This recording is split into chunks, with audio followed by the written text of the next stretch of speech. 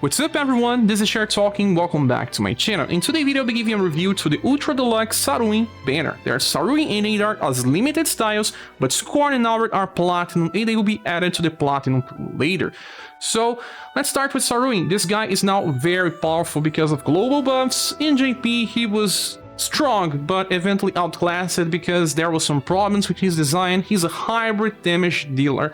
He needs a specific weapon that you can acquire in his event. Well, let's click here and so that we can discuss his status. He has 100% for STR and intelligence. He will remind you of Vagnus. Vagnus was similar, but this guy is another beast. It's much more damage than Vagnus. And he competes with Vagnus and Orlush for some stuff. He's a shadow damage dealer, but he uses great swords. It's pretty funny, very different when compared to other shadow damage dealers. His status are very well distributed. He barely has love because he does not use. He has very low charisma, but doesn't matter too much. And his dexterity, agility, and will have the same values, and they are above average. His endurance is a little low, but he can survive by some other means. The first passive is called Enmity. It is one and gives him a 50% chance to get 2 buffs on the start of a turn. So every turn he has this passive with a chance to activate. Then the first effect is a 50% increase in damage for all types of damage. It will last for 2 turns. The second one is a defense boost that will give him a 50% decrease in damage that he receives, also for 2 turns. So 50% chance to trigger, 50% offensive and defense. Very nice, very powerful. No other character can achieve as much with just a passive, and it lasts for 2 turns. So let's say that you have average luck. In 2 turns you will trigger this once. So most of the time your character will have this passive activated. And there's something else here. Because it lasts for 2 turns, this passive will stack. Yeah, if you are pretty lucky, you have 50% chance to trigger, and on the next turn you trigger that again, you get 100% damage increase and 50 plus 50 damage reduction. It does not reach 100% because it's multiplicative and not additive, but Saruin will not easily die. But it relies on RNG. In JP, he only had it for 1 turn, so he could never stack. In Global, now he can stack, and he can't use this in his favor for boss fights. Besides boss fights, when it triggers, it helps, but you should not rely on this too much. But he's a slow burn character that can decide when he wants to nuke because of this. He also takes more advantage of having buffers in his party. But let's give a look on his second passive. It's called Feast of Malice, and it gives 10% increase in all shadow damage to the party. 10% to himself is already pretty good, but 10% more to all other people in the squad is nice. We have plenty of cards that can buff the squad, but 5% for one attribute, 5 for another one, so sometimes our cards don't get the full bonus. Saruin will help you with your full dark squads. Works pretty well with him and with anyone that joins. And then the last one is High Battle Tension. He gets 20% increase in damage and 1 more BP on the start of a battle. This affects how he operates in farming. In JP, they didn't give him this plus 1 BP, and this changes a lot. Let's explain by looking on the skills. The first one is called Sword of Saruin, a 5 BP attack. That is indirect. All skills from him are indirect. You'll never get counter. And it's physical because it has a great sword icon, as you can see here. So it's better on his STR. He does have a little more bonus for STR and 2 arrows for STR. And it's Slash and Shadow. S power 39 modifier. It's a pretty massive modifier for S power, already kinda on the high part. And the good thing is that it's only 5. No other character in the game has such a massive power with such a low BP cost. And they changed it in Global, his STR. It was only 80% in JP, so it was kind of a balance, but now he's just on full power.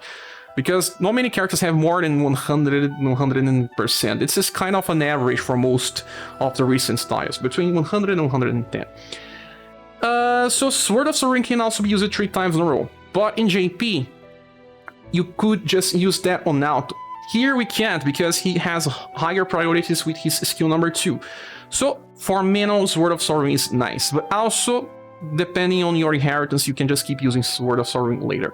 You need 1 normal attack and then Sword of Saruin. It's a pretty good damage, especially if he triggers Enmity. This S power with stacking the damage boost will just do plenty of damage. Then the second one is called Destructive Blow, and this one is pretty important because in JP it was 8 BP up to 11, so you could just ignore on turn 1, but now this one will be casted on turn 1, and it's an AoE attack, slash and shadow again, an indirect, and a power. Very, very strong. No other character in the game has such a low cost for an 8-power dual element attack. It's not fast, okay, but depending on the formation that you're using, if you're using Amazon Redux and placing it on the front, he will just work very well.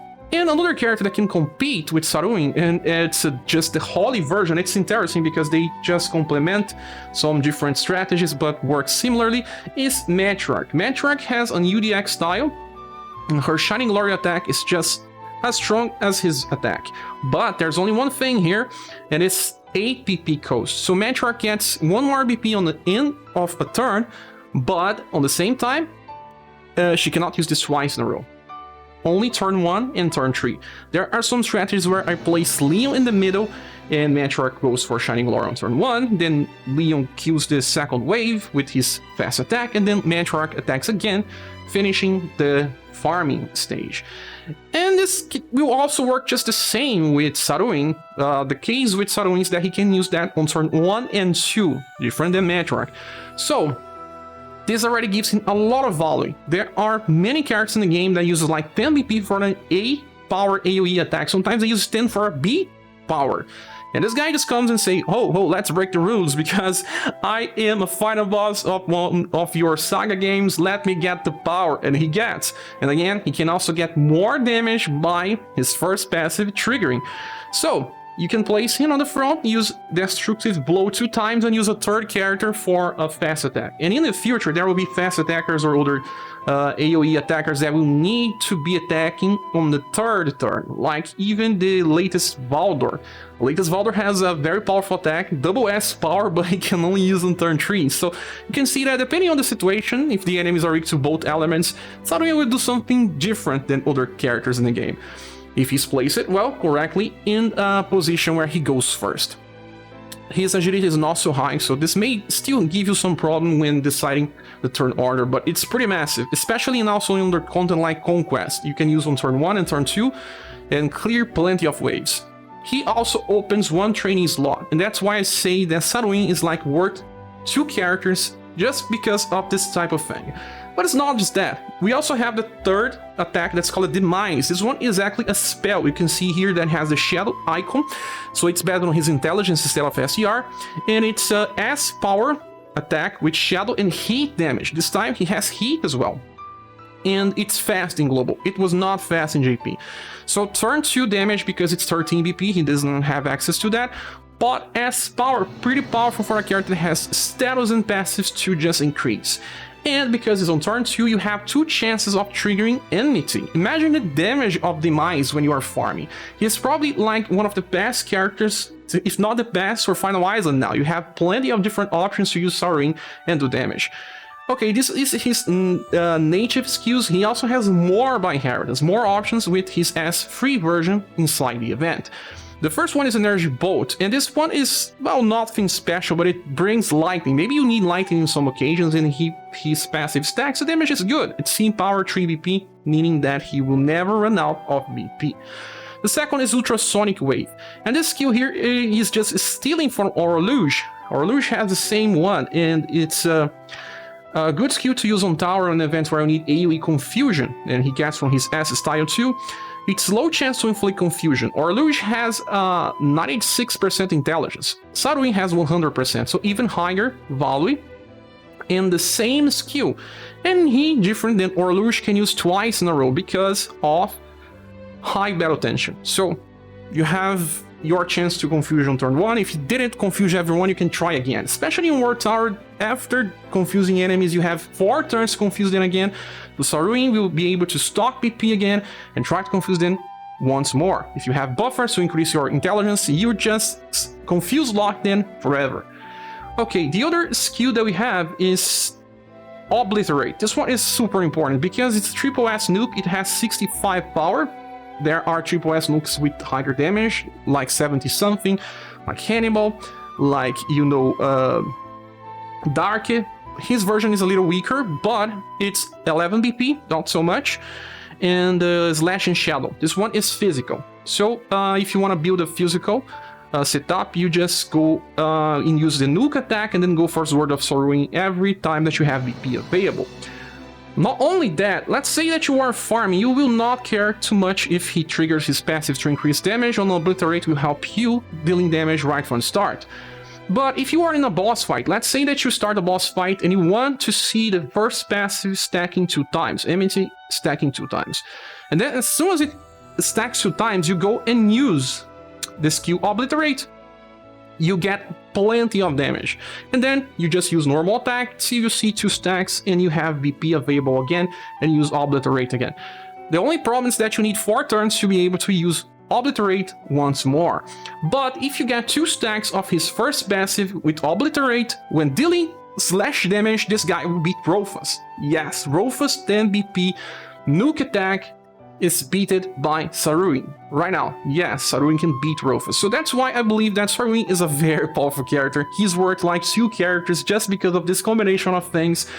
He works for farming, works for boss fights, it's different, he relies on RNG, but if you don't care about this, if you want to play with a character that works a little different than most of your damage dealers, Saruin will not disappoint you.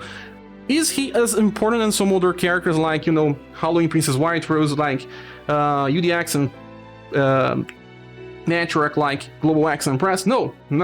Everything that he does can be done by some other characters. Nothing here is totally special, it's just damage, good damage, but sometimes getting a character that just do the damage job better than what you have really helps. Saruin is worth 2 characters in my opinion. I'll be summoning for him, but if you don't have enough chance, don't worry. Sometimes UDX banners returns with more styles and sometimes even more volume, but they take like at least 6 months to rerun. Saruin is powerful, but you may not miss him too much if you don't get it. But if you are a farmer or a hardcore player and you have gems, he is worth. Now let's go to the next character, and that one should be Neidhart. Neidhart has, well, only 1 premium style, and I can tell that it's a limited one. Neidhart has 2 S styles. One is normal, you find in Platinum. This one is limited, sometimes people will have it or not. It's good because you can get Arm of Light from this one. And then we have the newest version, this one. Let's talk about this one. When you look on the status, this is the limited, this is the platinum, and this is the UDX. He has plenty of SGR, 105% higher than the other ones. The other ones are pretty old by today's standards. He does not have as high endurance as the platinum version, that's kind of off a tank. He does have 75 dexterity. This is like average values for dexterity now. 80% agility, that's pretty okay for a spear wielder. We don't have many fast spear wielders. His intelligence is not important, he does not use it. 80% will, so pretty similar to his endurance and not bad at all. He does have low love and above average charisma. Let's open him to understand a little better. This guy has focus on STR and dexterity. It's good because eventually we're missing attacks with characters with 70 dexterity sometimes. I do believe that agility will help him a little more because of something that he needs to use on turn 1. But depending on the formation that you can use, you can just force him to go first. First passive, Breath of Invigoration. When he attacks, he gets a heal of around 150 and also recovers 1 BP. He needs to attack to get this. So depending on where you are farming, he may miss attacking on a turn and not get this BP. So Amazon Raid X will work well with him if you place on the front so that he does not skip turns, depending on what you want him to do. And let me tell you, this type of passive took a lot of time to happen in JP. Getting 1 BP, and also another effect, it's kind of recent, so they knew that we want this type of characters as soon as possible in Global, and they changed Neidhart for this. Okay, the second passive gives him 20% when he uses a spear. Well, it's the only weapon that he can equip, so 20% at all times. High battle tension gives him 20% more and 1 more BP on the start of a battle. This also helps him with something else. So Neidhart has 40% increase in damage at all times, a heal when he attacks, and also 1 more BP every time he attacks, and he starts with 11. This is the resume. Then for skills, they changed the first one and now it's so amazing. Piercing Slash is the same attack that you can use with Minerva on turn 1. This buffs his STR by up to 25% on max level, and it deals Pierce and Slash. And it's a free attack, it's awesome. He just does not self-stack buffs with his passive. He does not have that. Some other characters have, so there is this difference with Neidhart and the other ones. Okay, the second skill is Multi-Trust. This one is just the same skill as Minerva. He's copying the first two skills of Minerva. We even have to check her, because Minerva is pretty powerful. I use her all the time. Minerva gets, you see, 30% increase in damage, also 11p on start, but she self-buffs before attacking. So this increases her damage output, and also endurance buff helps her in long fights against physical bosses. Piercing Slash and Multi-Trust, this is the same thing. And she can use Multi-Trust twice in a row, just like Neidhart. A very powerful attack, but ranges between 2 to 4 hits. If you have Minerva, I must tell you that you don't need Neidhart. Just looking on the first two skills, they are totally similar. Although Neidhart will do more damage when farming if you want to use him for farming, but they are not that good for farming. They are better for raids, long fights, boss fights. Okay, then the last skill is totally made for boss fights as well. It's an A power 29 modifier attack that deals pierce and buffs everyone will by 40%. And let me tell you, here in Global we have someone that solves all problems with Will, and that is Princess White Rose. Well, sometimes she may take some time to help you by buffing Will, because she needs to take hits with Here's Our Pumpkin. There is also Nawal's Daughter that buffs Will. Nawal's Daughter is a character that buffs with her S1. Aqua Bash buffs Will by 25%. And you can stack multiple times because it's cheap. But there will be times where you want this Will buff right on the bat. 40% will save you from getting inflicted with status ailments and reduce incoming damage from bosses, that is from magical attacks. But you don't really need this if you have the characters that I just mentioned, or in the future we get a version of Matriarch that buffs Will, Dexterity, Love, and Charisma. She's also very useful for healing strategies. And she will be enough. She'll give you enough Will. And she's pretty close to be released, like last in 1 month, or in 1 month from now, she'll be released. So if you don't want to summon for Neidhart because you already have Minerva and you don't think you need this Will buff, it's okay to skip him. He's a powerhouse, but nothing special as well, just works pretty fine. And if you are using him on a boss fight, if it's an AoE attack, you are losing some potential, but at least you are buffing Will. I would prefer a single target attack instead of an AoE. But he does have access to a single target attack with a nuke, but it comes from a limited style of him. This one here, many people will not have. This one buffs everyone and it's a nuke attack. And it's not as important as Will, but it is what it is. At least if you inherit this attack, you can just go back into use Piercing Slash and Multi-Trust. He is different than Minerva because he gets 4 BP a turn. He just uses 1 Piercing Slash and 1 Multi-Trust and keeps cycling between that, up to a point where you have enough to use 2 Multi-Trust in a row. Minerva cannot do that. Sometimes she just has to skip 2 turns to use Multi-Trust again. But she self-stacks. You see, you are losing something in order to just use a different character. Another good thing about Minerva is that she can debuff STR from the enemy, and that is super important in boss fights. They are competing for the same slot, that's why I'm comparing them. Acupuncture Plus debuffs 30% of your boss STR, and it's a triple S attack. So 10 BP, she can even use that on turn 1, and it's useful in boss fights. I'm using her in raids as well because the damage is just so high, and Neidhart lacks this, but he may work in raid bosses that do spell damage right from the start. You are just buffing your Will. Actually, buffing yourself may be better. In raids, we just saw that they can cleanse. They would not remove your buffs, but they can cleanse themselves. So Chivalry Assault may be better in these situations. Also, there is a trick. If you open your fight with Chivalry's Assault, you can increase Multi-Trust to 9, and he will just use Chivalry's Assault again in 3 turns, because he gets 4, then 4 more BP on the other turn, and then he reaches 12. But because he was only on 8 on the second turn, he will not use Multi-Trust. He will just keep buffing your Will on auto. Using this on auto is amazing because it saves time. Sometimes you don't want to play on manual, especially on raid. And I can see that they thought about him when designing raids. Okay, with these attacks, it's mostly about sustain and multiple hits while self-buffing. If you don't have his premium style, you can get something else from his platinum one. That is this attack, Spinning KF. This attack can be used twice in a row. It's critical against Beastman, but the damage is not so high, so I don't know if it's worth. So if you have Minerva and you want to skip Neidhart, you are not missing too much. They work similarly for damage part. What they have different is that he does not self-stack status, but he does offer more stable damage. You can just increase everyone's will for fights against spellcaster. If your boss casts more spells, seems like Neidhart will work better.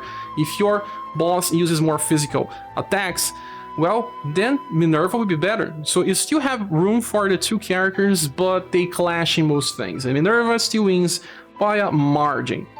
But nonetheless, Neidhart is a pretty powerful character and will deserve a double S grade in our tier list.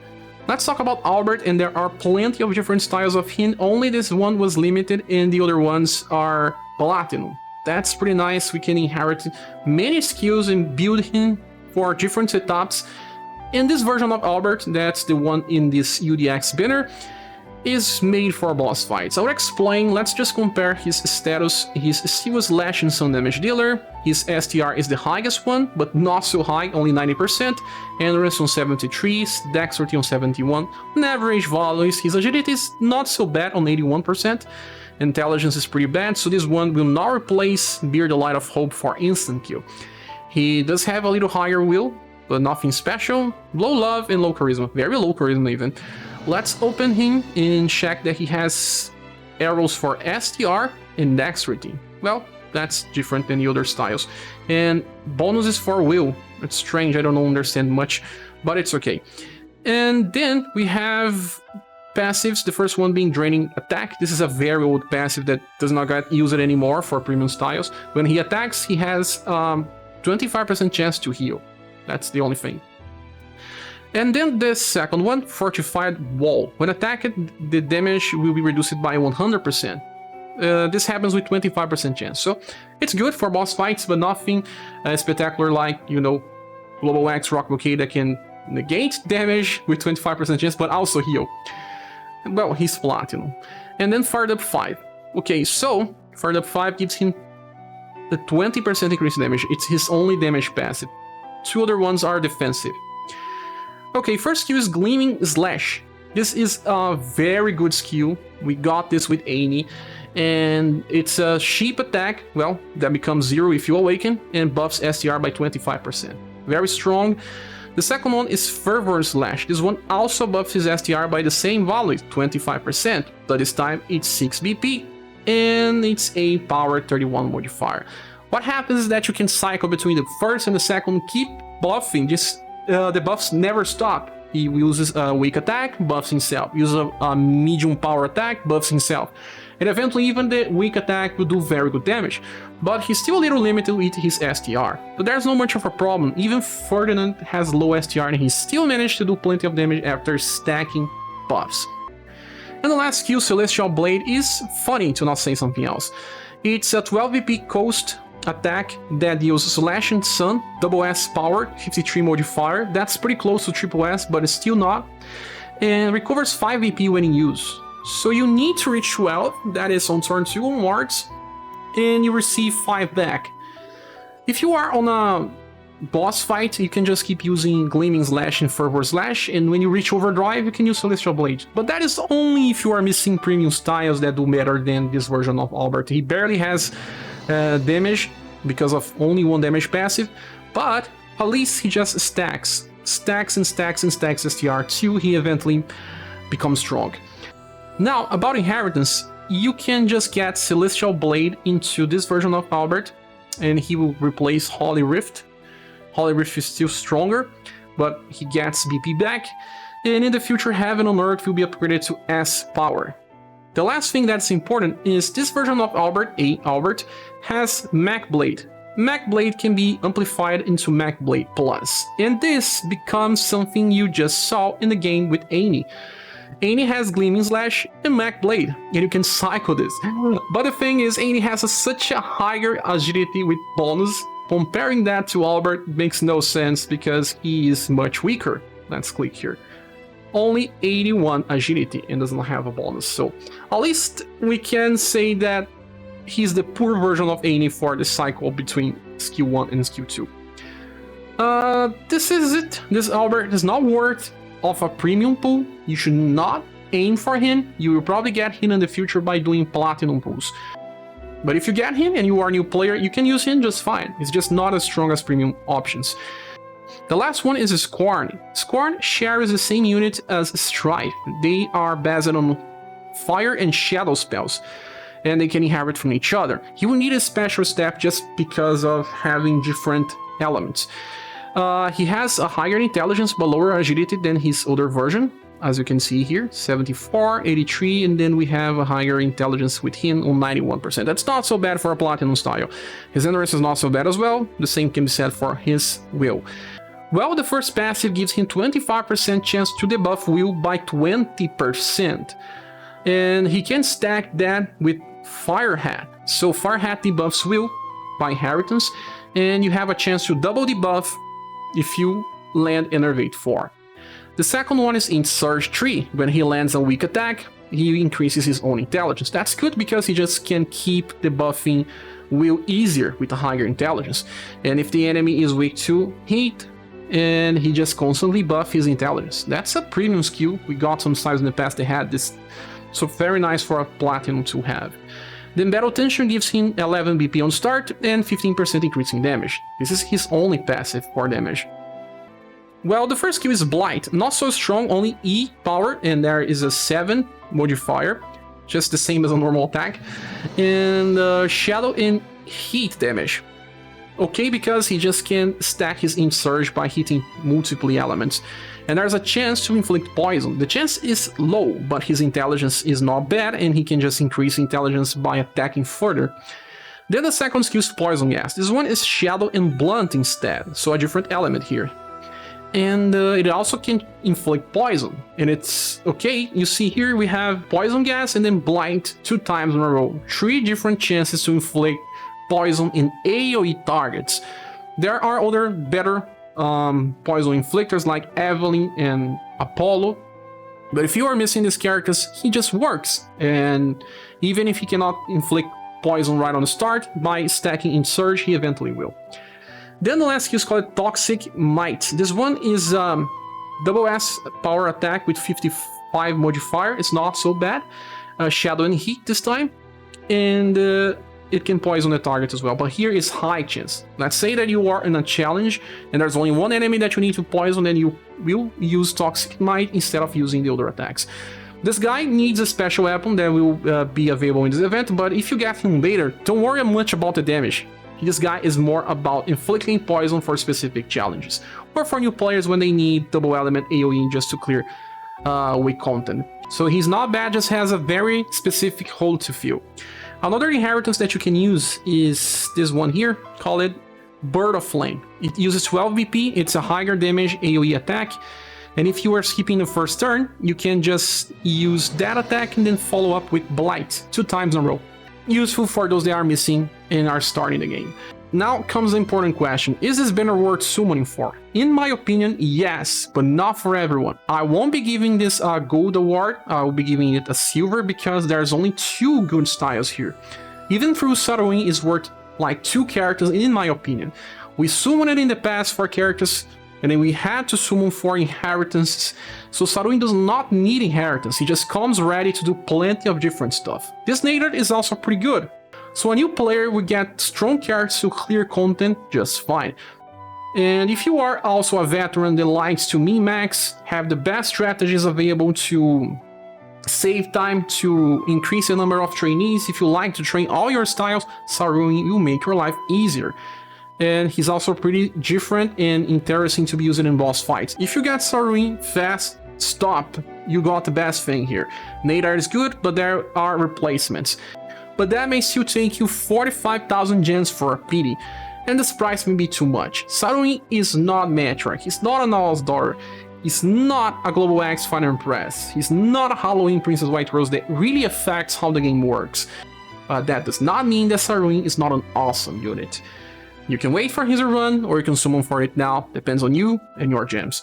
but that's my opinion. What is yours? Please see here in the comment sections. Thanks so much for watching. I hope to see you soon in the next video. Bye.